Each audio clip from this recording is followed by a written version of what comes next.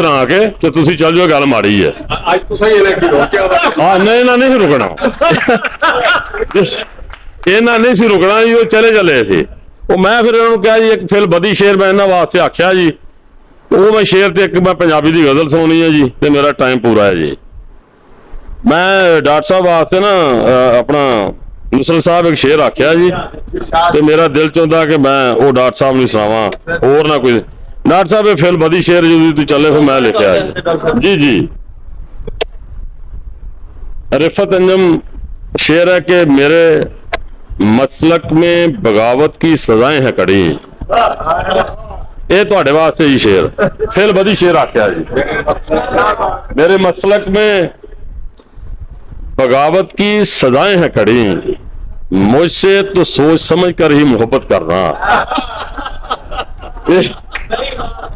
मेरे मसलक में